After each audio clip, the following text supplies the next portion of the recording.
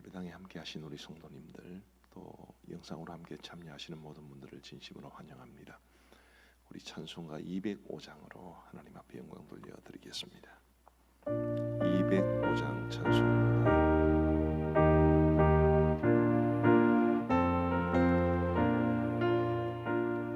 주 예수 크신 사랑 늘 말해주시오. 나 항상 듣던 말씀 또 들려주시오.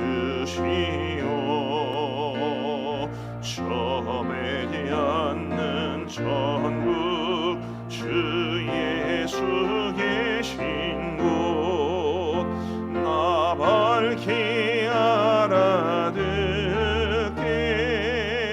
또 들려주시오. 나 항상 듣던 말씀 나 항상 듣던 말씀 주 예수 크신 사랑 또 들려주시오. 아침에 있을 방울 시 사라짐까지 내 기억 부족하여 늘 잊기 쉬우니 잘 알아듣기 쉽게 늘 말해주시오. 날 구속하신 사랑 또 들려주시오. 나 항상 듣던 말씀 나 항상 듣던 말씀 주 예수 크신 사랑 또 들려주시오. 주 예수 나를 위해 이 세상 오셔서 날 구속하신 은혜 말하여 주시오. 나 같은 사람 위해 주 모혈 흘렸네. 이 복스러운 말씀 또 들려주시오. 나 항상 듣던 말씀 나 항상 듣던 말씀 주 예수 크신 사랑 또 들려주시오. 이 세상 헛된 영화 날 미혹할 때에 주 예수 크신 사랑 늘 들려주시오. 천국의 빛난 영광 내 눈에 비칠 때 주 예수 크신 사랑 또 들려주시오. 항상 듣던 말씀 나 항상 듣던 말씀 주 예수 크신 사랑 또 들려주시오.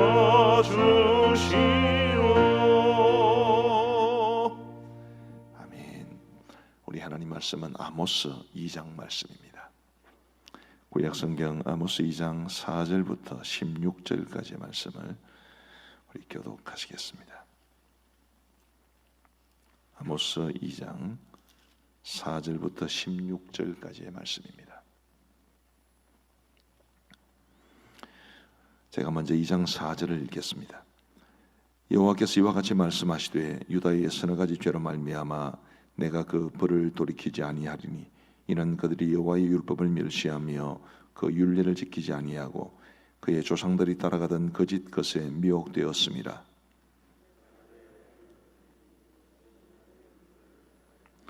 여호와께서 이와 같이 말씀하시되 이스라엘의 서너 가지 죄로 말미암아 내가 그 벌을 돌이키지 아니하리니 이는 그들이 은을 받고 의인을 팔며 신한 켤레를 받고 가난한 자를 팔며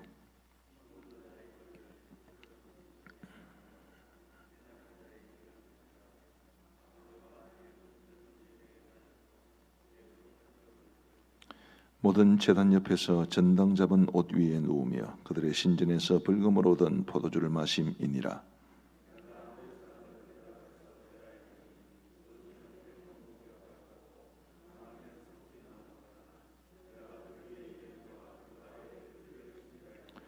내가 너희를 애굽 땅에서 이끌어내어 40년 동안 광야에서 인도하고 아모리 사람의 땅을 너희가 차지하게 하였고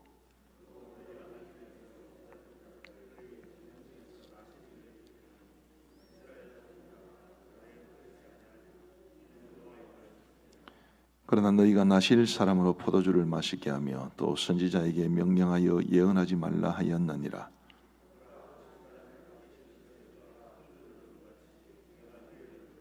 빨리 다름박질하는 자도 도망할 수 없으며 강한 자도 자기 힘을 낼 수 없으며 용사도 자기 목숨을 구할 수 없으며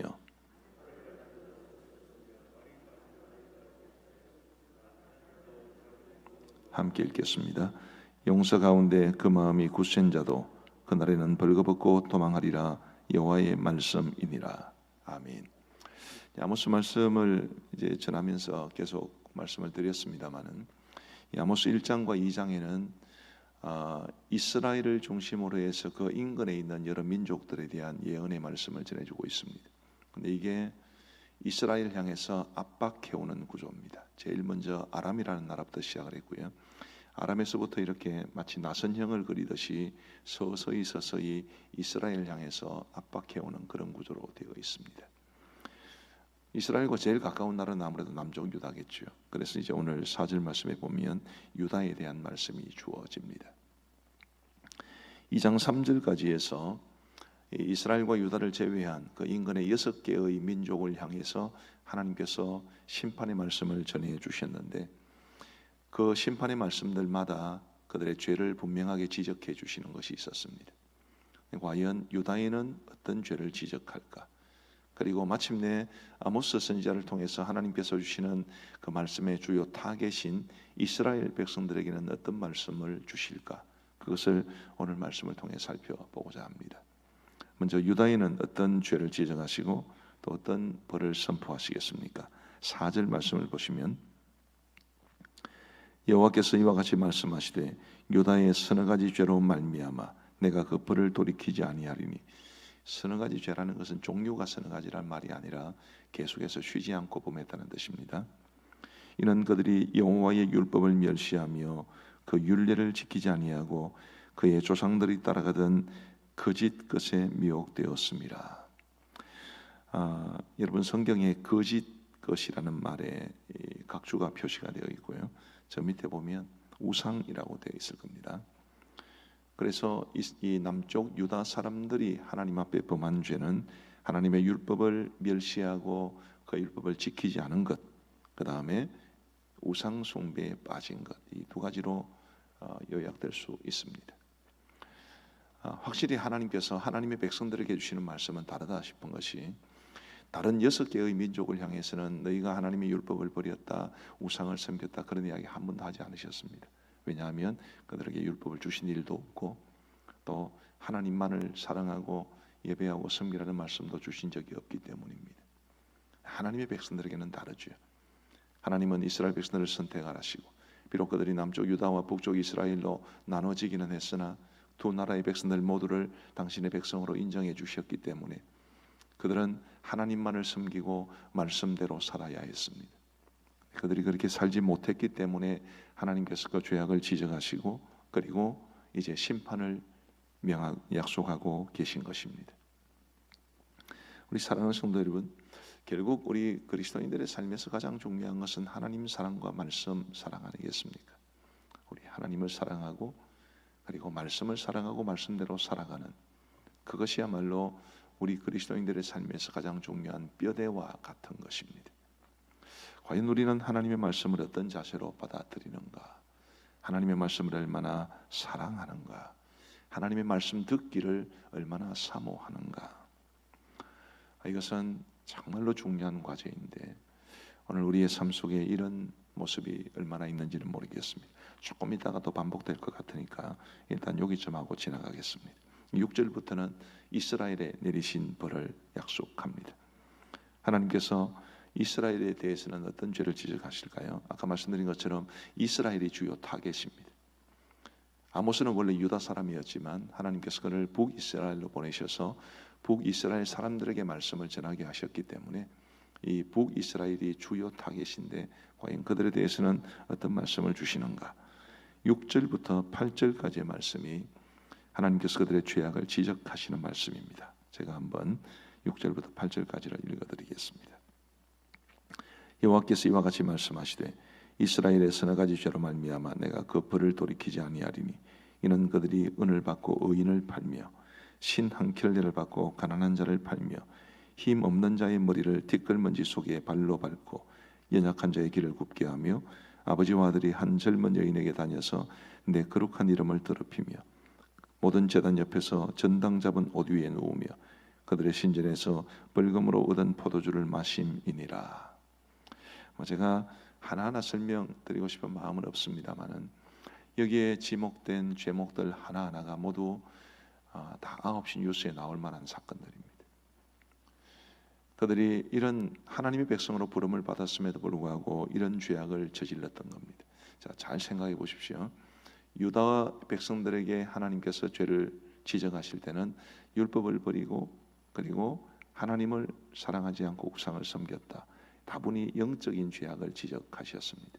그런데 이스라엘에게 지적하시는 그들의 죄악은 대부분 다 실제 생활 속에서 범하는 죄악들입니다. 그런데 조금 이따 살펴보면 아시겠지만 이 둘이 다르지가 않습니다. 9절부터는 하나님께서 이스라엘 백성들에게 은혜 베푸신 것을 상기시켜 줍니다. 내가 아모리 사람을 그들 앞에서 멸하였나니 그 키는 백향목 높이와 같고 강하게는 상수리 나무 같으나 내가 그 위에 열매와 그 아래의 뿌리를 진멸하였느니라. 아모리 사람들을 그들 앞에서 이스라엘 백성들 앞에서 멸하였다. 아모리 사람들은 굉장히 크고 강해 보였지만 이스라엘 사람들 앞에서 내가 아모리 사람을 멸하였다. 그렇게 말합니다. 이 아모리 사람들은 여호수아가 이스라엘 백성들을 이끌고 이제 가나안 땅으로 들어가서 그 땅을 점령하죠. 그 가나안 땅에 살고 있는 많은 원주민들을 다 포괄적으로 일컫는 말입니다. 10절 말씀해 보시면 내가 너희를 애굽 땅에서 이끌어내어 40년 동안 광야에서 인도하였고 아모리 사람의 땅을 너희가 차지하게 하였고, 이 마지막 말씀에서 분명히 보이듯이 아모리 사람들은 그 가나안 땅에 살고 있던 보통 우리가 7 족속이라고 그러죠.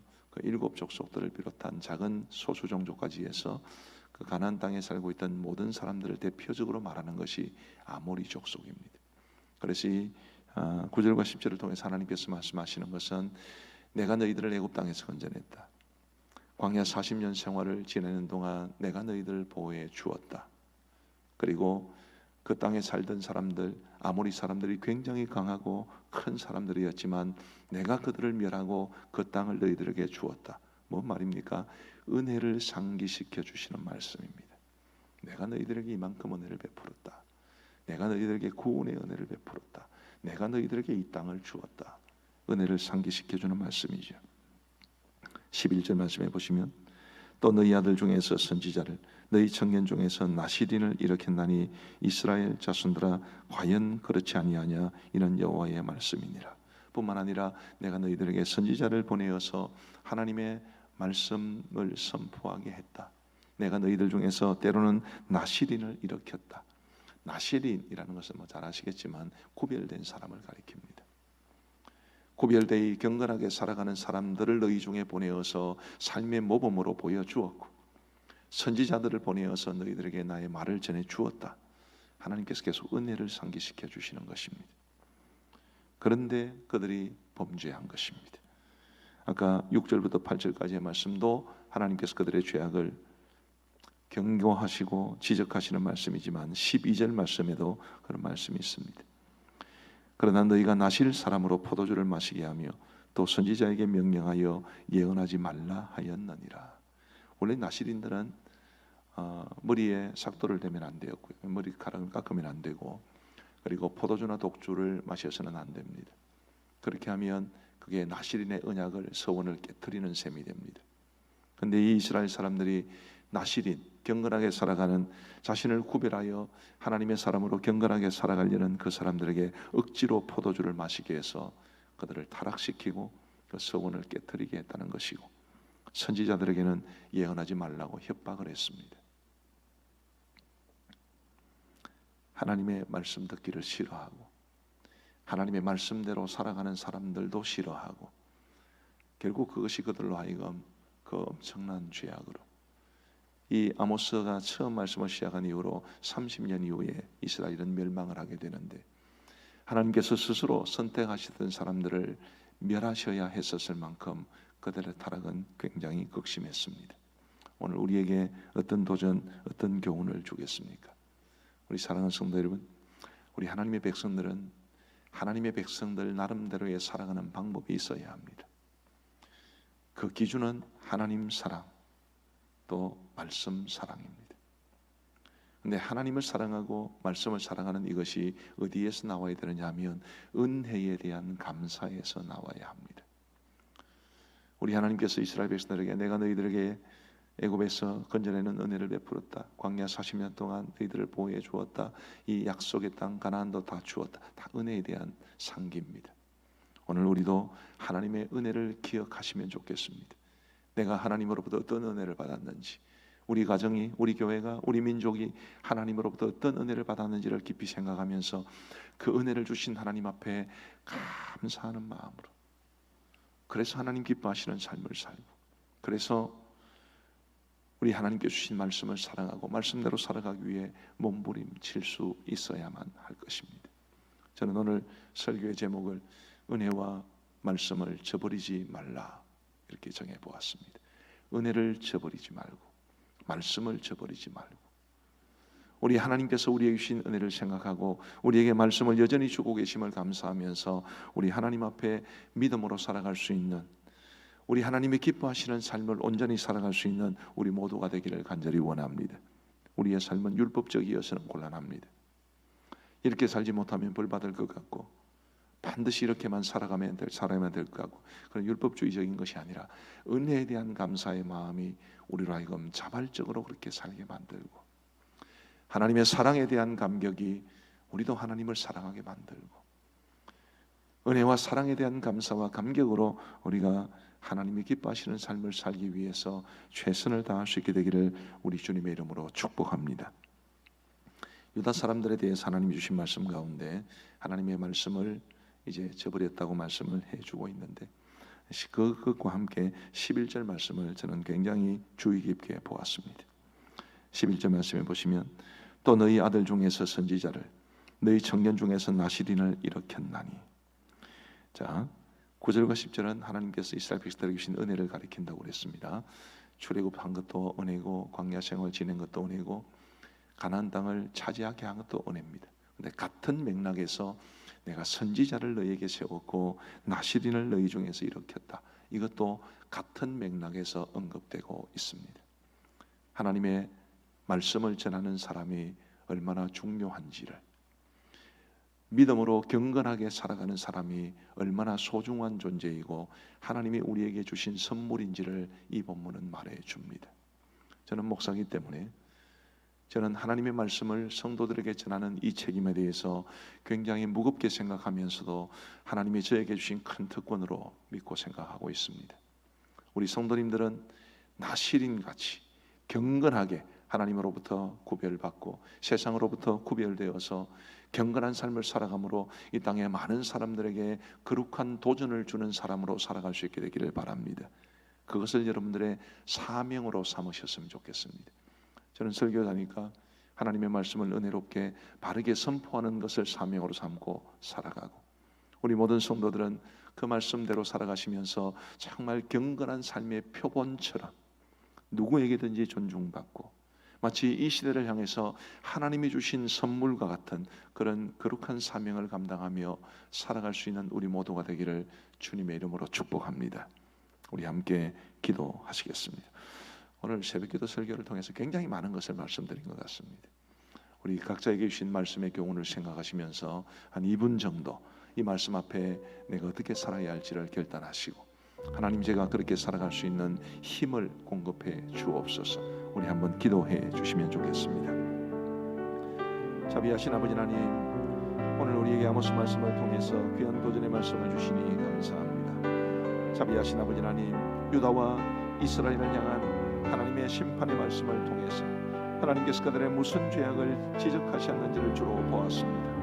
아버지 하나님, 과연 하나님의 백성들답게 하나님께서는 그들의 율법대로 살지 않은 것을 지적하셨고 하나님을 제대로 믿고 섬기지 않고 우상을 섬기는 것을 지적하셨습니다. 하나님께서 주신 은혜가 있음에도 불구하고 그 은혜 가운데 살아가고 있음에도 불구하고 은혜를 저버리고 말씀을 저버리고 죄악을 행한 이스라엘 백성들의 삶을 지적해 주셨습니다. 아버지 하나님, 오늘 우리에게 주시는 말씀으로 받게 하여 주옵소서.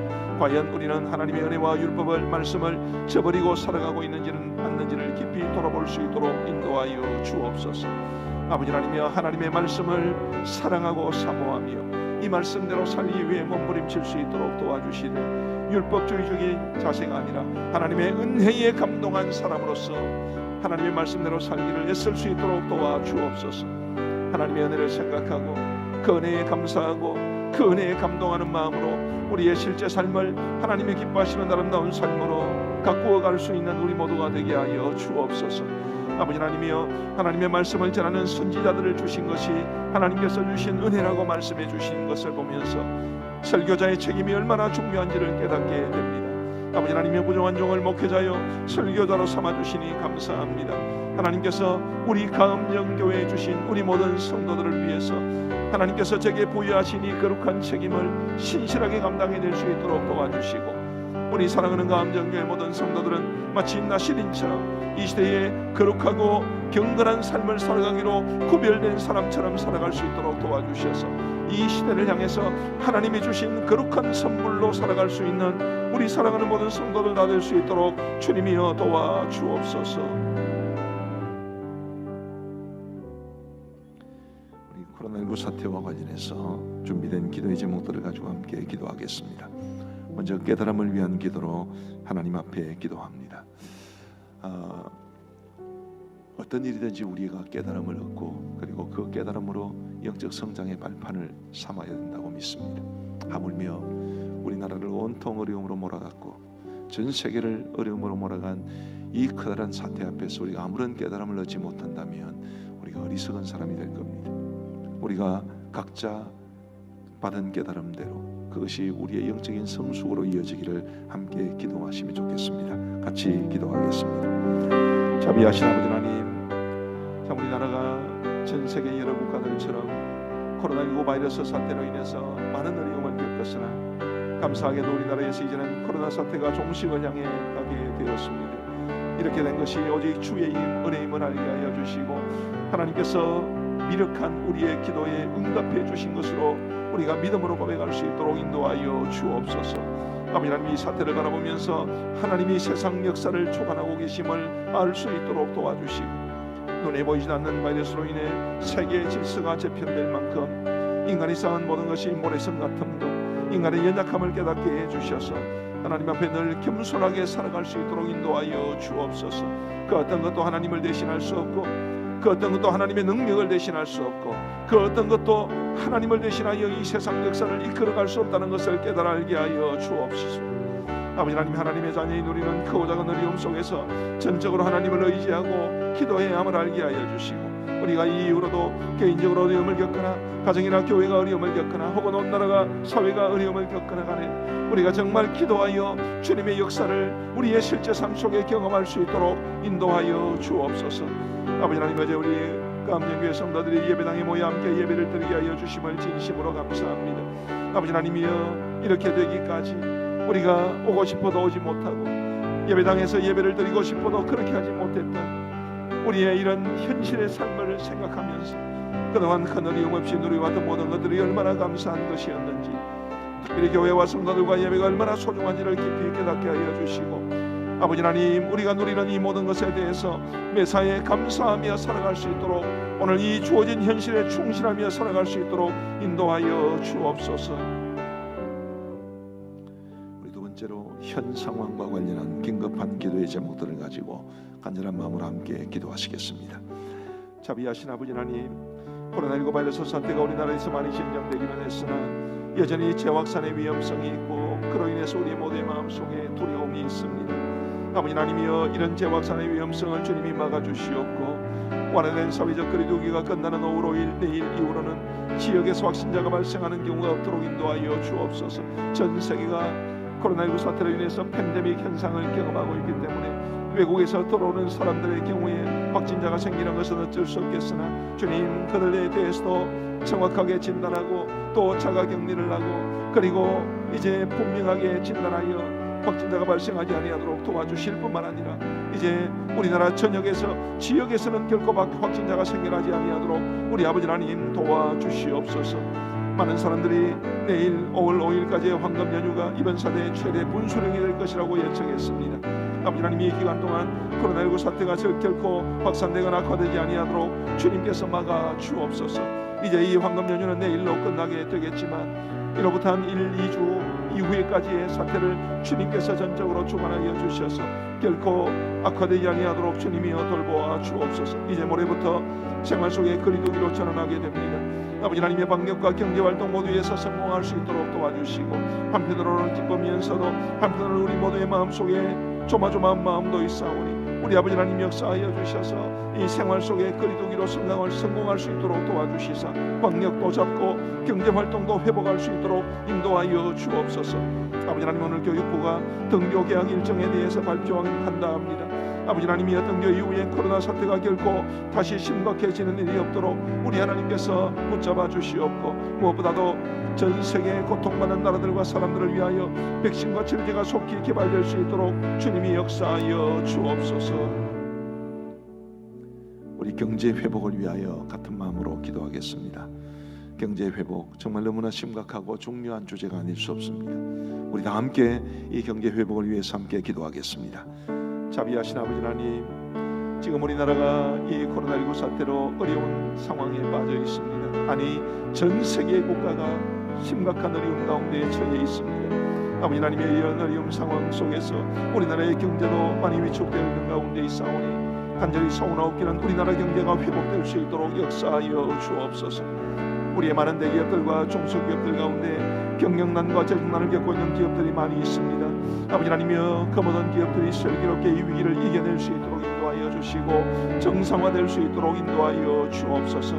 아버지 하나님, 국제무역이 활성화되게 하시고 수출길도 열려질 수 있도록 도와주셔서 수출 기반의 우리 한국 경제가 아버지 하나님이여 회복되는 길이 열릴 수 있도록 인도하여 주옵소서. 우리 자영업자들은 국내 경제가 살아나야 하게 되었사오니 국내 경제가 살아나게 하여 주시고, 우리 모든 우리 국민들의 경제 사정이 어렵지 아니하도록 도와주셔서 우리 자영업자들이 극심한 어려움에서 벗어날 수 있도록 인도하여 주시기를 간절히 원합니다. 주님, 이분기의 경제 상황은 더욱 어려워질 것이라고 예측되고 있사오니 모든 기업들이 이분기를 잘 이겨낼 수 있도록 도와주시옵소서. 특별히 간절히 원하옵는 것은 우리 성도들이 운영하는 회사나 우리 성도들이 일하는 회사들의 복을 내려주시기를 간절히 원하옵고, 우리 교회 자영업자들을 주님이 지켜주셔서 이 어려운 때에 하나님의 그 은혜와 능력을 부여잡고 견디고 버티고 이겨낼 수 있도록 도와주시옵소서. 우리 교회 성도들과 우리의 이웃들을 위해서 함께 중보기도를 주님 앞에 드리겠습니다. 같이 기도하겠습니다. 자비하신 아버지 하나님, 보건당국과 의료진들 그리고 자원봉사자들 등 이번 사태로 인해 수고한 모든 분들을 위로하여 주시고 복을 내려주시기를 간절히 원합니다. 아버지 하나님이여, 주님께서 역사하셨음을 믿어 의심치 않지만 사람들 가운데서도 참 많이 애쓰고 수고하신 분들이 계십니다. 주님이여, 그들 모두에게 은혜를 베풀어 주시고 우리에게 많은 도움을 주었사오니 주님, 우리를 대신하여 그들에게 복을 내려 주옵소서.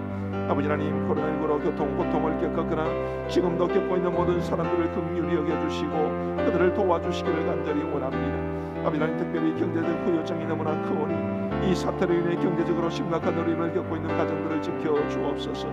아버지 하나님, 일자리를 잃었거나 혹은 일자리가 위태하거나 혹은 사업이 너무 좋지 않거나 여러 가지 많은 이유로 경제적인 어려움을 겪고 있는 가정들을 기억하시고, 특별히 일용직, 계약직에 있는 분들, 아버지 하나님이여, 그야말로 정말 한순간에 직장을 잃을 수 있는 우리 모든 어려운 형편에 있는 성도들과 이웃들을 주님이여 불쌍히 여겨주시옵고 회복될 수 있도록 인도하여 주옵소서. 우리 성도들 중에는 코로나19 바이러스 사태와 관련하여 지역사회와 직장에서 어려움을 겪고 있는 성도들도 있사오니 주님이여 믿음으로 이겨낼 수 있도록 도와주시고 믿음으로 승리할 수 있도록 도와주옵소서.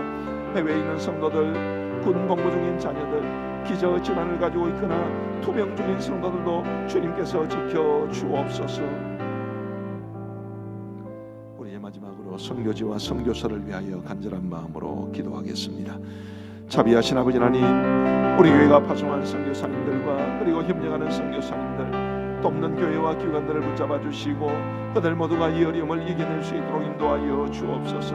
아버지 하나님이여, 그래도 우리는 이 한국 땅에서 어려움을 겪고 있으나 우리 선교사님들은 외국에서 어려움을 겪고 있고, 우리 한국 사회가 어려워지고 한국 교회가 힘들어지면서 선교사님들을 돕는 손길들이 많이 줄어들고 있는 가운데 우리 선교사님들이 겪는 그 어려움은 말로 닿을 수 없습니다. 아버지 하나님이여, 간절히 원하옵기는 우리 선교사님들을 위로하여 주시되, 특별히 우리 파송 선교사님들, 그 중에서도 특별히 우리 원로 목사님 내외를 기억하여 주시기를 간절히 원합니다. 아버지 하나님, 그들 모두가 그들의 선교지에서 힘겨운 일 당하지 아니하도록 도와주시고 주의 은혜 가운데 살아가실 수 있도록 인도하여 주옵소서. 아버지 하나님이여, 모든 선교사님들과 그리고 선교지의 교회들이 처한 어려움과 재정적 위기를 주님의 은혜로 잘 이겨낼 수 있도록 인도하시고, 우리 한국 교회도 속히 회복되어서 우리 선교지를 마음껏 도울 수 있도록 인도하여 주옵소서. 아버지 하나님이여, 건강이 좋지 못한 선교사님들이 계시고 그분들이 마음 졸여하며 이 어려운 사태를 지켜보고 있습니다. 아버지 하나님이여, 그들 모두가 위험에 처하지 아니하도록 도와주옵소서. 선교사님들 가운데는 비자 문제로 어려움을 겪는 성도들도 많이 있습니다. 아버지 하나님이여, 간절히 원하옵기는 비자 문제로 어려움을 겪는 성도들이 없도록 도와주시고 우리 모든 선교사님들의 신분 문제를 주님께서 주관하여 주옵소서. 지금은 라마단 기간입니다.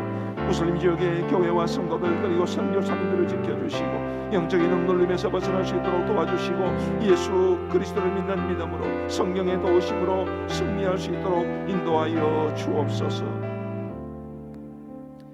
하나님 아버지,